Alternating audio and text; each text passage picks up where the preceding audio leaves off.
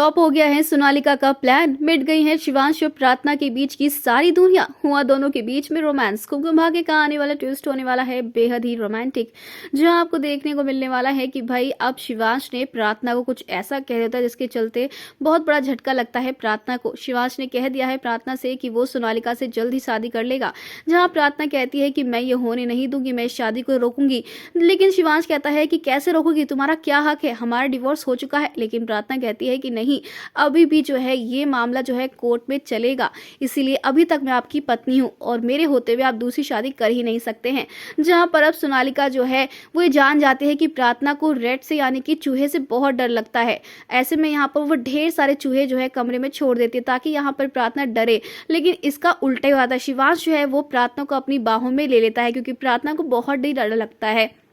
बहुत डर लगता है। ऐसे में शिवांश और प्रार्थना के बीच में यहाँ पर नज़दीकी बढ़ती है और जब सोनालिका देखती है ये सब कुछ तो उसे बहुत बड़ा झटका लगता है, क्योंकि भाई वो सोच रही थी कि प्रार्थना शिवांश एक दूसरे से अलग होंगे, लेकिन यहाँ तो प्रार्थना को तकलीफ में देखकर या फिर डर में देखकर शिवांश उसे अकेला कैसे छोड़ सकता है। इसीलिए जब वो अपनी बाहों में उसे भर लेता है तो ये बात जाकर सोनालिका जो है और यहाँ पर शिवांश की जो बहन होती है वो जाकर बुआ माँ को बताती है और बुआ माँ भी शौक हो जाती है कि आखिर इन दोनों के बीच में ये दूरी लाए तो लाए कैसे, क्योंकि अब तो रौनक भी नहीं है जिसकी इस्तेमाल करके ये लोग जो है प्रार्थना और शिवांश को अलग कर पाएंगे। ऐसे में यहाँ पर अब सोनालिका सारी हदें पार करती हुई नजर आएगी, लेकिन उसका कोई भी प्लान काम ही नहीं करने वाला है, क्योंकि यहाँ पर अब जो प्रार्थना है ना वो शिवांश के इतने क्लोज जाने वाली है कि भाई अब चाह कर भी ये दोनों जो है सोनालिका और बुआ माँ और